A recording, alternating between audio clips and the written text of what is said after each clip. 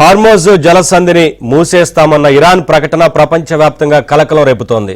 ముడి చమురు, సహజ వాయువు రవాణాకు కీలకంగా ఉన్న ఈ జలమార్గాన్ని మూసేస్తే ప్రపంచవ్యాప్తంగా తీవ్ర ఆర్థిక ఒడిదుడుకులు తలెత్తుతాయి. ఇక ఇరాన్ హెచ్చరికలతో అమెరికా బెంబేలెత్తిపోతోంది.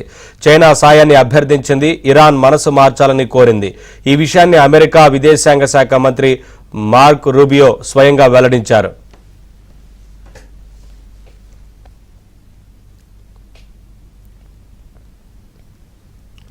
పాశ్చాత్య దేశాల వ్యవహారాల్లో చైనా కూడా కీలక భాగస్వామ్యాన్ని మార్కో రూబియో అన్నారు.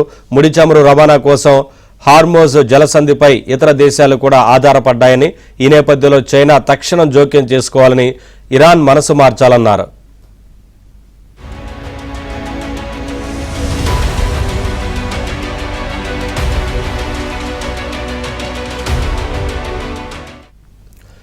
హార్మోజ్ జలసంధిని మూసేస్తే ఇరాన్ మరో భారీ తప్పిదం చేసినట్లే అని అమెరికా హెచ్చరించింది.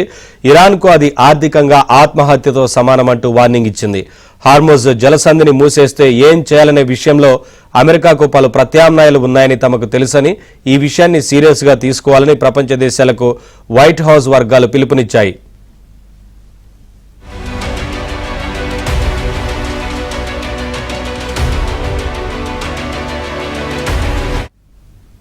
మరోవైపు ఇరాన్పై అమెరికా దాడులను చైనా ఇప్పటికే తీవ్రంగా ఖండించింది. ఇరాన్, ఇజ్రాయెల్ ఉద్రిక్తతల నేపథ్యంలో మధ్యవర్తిత్వం చేయడానికి ఆసక్తి చూపించిన చైనా ప్రస్తుతం జరుగుతున్న పరిణామాలను ఓ ప్రమాదకరమైన మలుపుగా అభివర్ణించింది. 2003 ఇరాక్ యుద్ధం నాటి తప్పులనే అమెరికా మళ్లీ చేస్తోందని, మిలిటరీ చర్యలను కట్టిపెట్టి దౌత్య మార్గాల వైపు మళ్లాలని సూచించింది.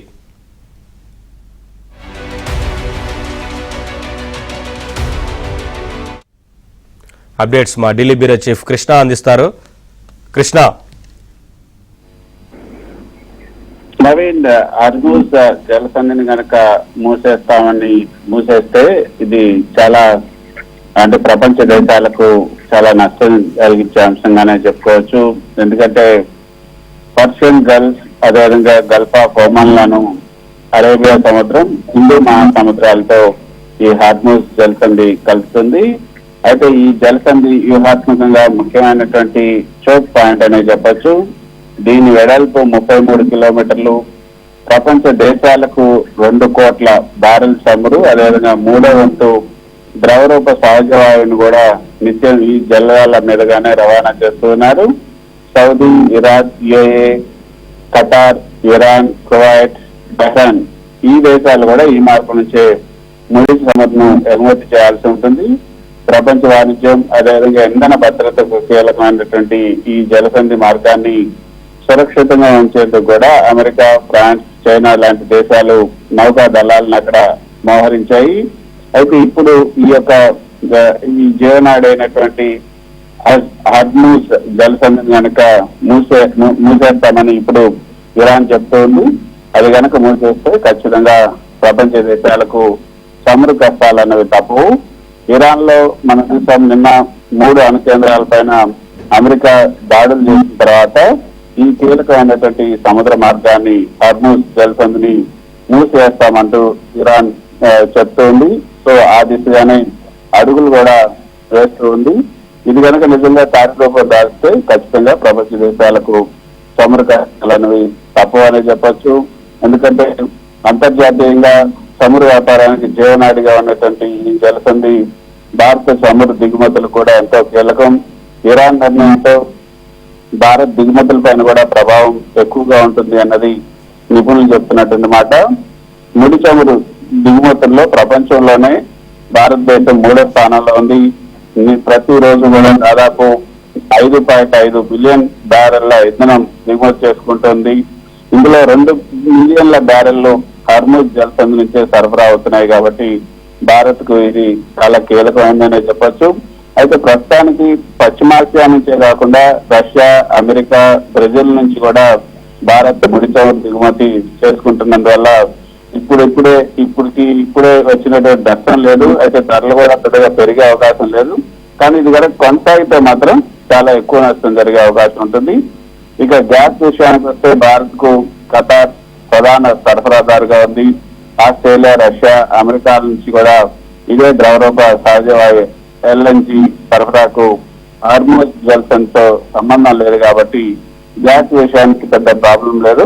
కానీ ఈ యొక్క ముడి చమురుకు మాత్రం భారత్ కు చాలా కష్టాలు వచ్చే అవకాశాలు ఉన్నాయని చెప్పొచ్చు. సో ఇది కనుక ఒకవేళ ఈ జలసంధిని మూసేస్తే ఇక అది ఎక్కువ కాలం కనుక కొనసాగితే ప్రపంచ దేశాలన్నిటికీ కూడా కొంత ఎక్కువ నష్టం జరిగే అవకాశం ఉంటుంది అన్నది నిపుణులు చెప్తున్నటువంటి మాట. మరి ఇరాన్ ఈ నిర్ణయాన్ని ఖచ్చితంగా పాటిస్తుందా, మరి అక్కడ ఉన్నటువంటి ఇతర దేశాలకు సంబంధించినటువంటి అమెరికా, రష్యా, అదేవిధంగా చైనా లాంటి ఏదైతే నావికా దళాలు ఉన్నాయో మరి అవి అంగీకరిస్తాయా వీటిని ఆపడానికి అన్నది కూడా చూడాలి. ఒకవేళ అవి ఆపితే ఎంత ప్రమాదం ఉంటుంది అన్నది కూడా మనం చూడాల్సి ఉంటుంది. మొత్తానికైతే అమెరికా ఇరాన్ కు సంబంధించినటువంటి 3 అణు స్థావరాలపైన దాడులు చేసిన తర్వాత కొత్త ఉద్రిక్తతలపై నెలకొని ఉన్నాయి. ఇతర ప్రపంచ దేశాలకి కూడా వీటిపైన ఈ ప్రభావాన్ని అంచనా వేస్తూ ఉన్నాయి. సో తమ దేశానికి కలిగే నష్టం ఏంటి, ఇరాన్ తీసుకునే చర్యలు ఏంటి అన్నది కూడా మనం చూడాలి. సో ఇరాన్ అయితే ఇజ్రాయెల్ పైన క్షిపణుల వర్షం కురిపిస్తుంది, ప్రతి దాడులు చేస్తూ ఉంది.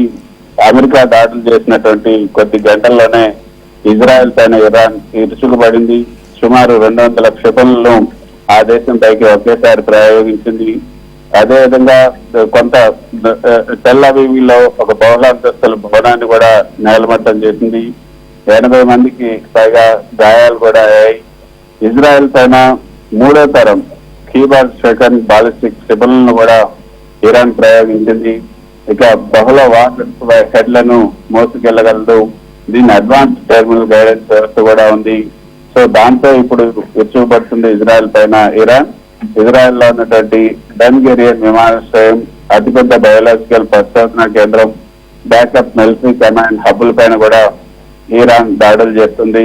ఇది అవన్నీ కూడా తీవ్రంగా ధ్వంసమైనట్టుగా కూడా వార్తలు వస్తున్నాయి. అయితే వీటితో పాటు 14 వ్యూహాత్మక ప్రాంతాలపైన కూడా ఇరాన్ దాడులు చేసింది. ఇందులో హైఫా, టెల్ అవీవ్, అదేవిధంగా సైబర్ కమాండ్ సెంటర్లు, సైనిక పారిశ్రామిక మౌలిక వసతులు, ఏఐ పరిశోధన కేంద్రాలు కూడా ఉన్నట్టుగా తెలుస్తుంది. సో ఇరాన్ వరుసగా ప్రయోగించినటువంటి క్షిపణులు అడ్డుకుంటున్నాం. ప్రతిగా ఇరాన్ కూడా పశ్చిమ ప్రాంతంలోని సైనిక స్థావరాలపైన దాడులు చేశామని కూడా ఇరాన్ ప్రకటించింది. సో చూడాలి, ఇప్పుడు మీరు అన్నట్లు హార్మూజ్ గనక మూసేస్తే కొంత చాలా నష్టం జరిగే అవకాశం ఉంది. ప్రపంచ దేశాలన్నీ కూడా ఈ పరిణామాలను నిశ్చితంగా పరిశీలిస్తున్నాయి.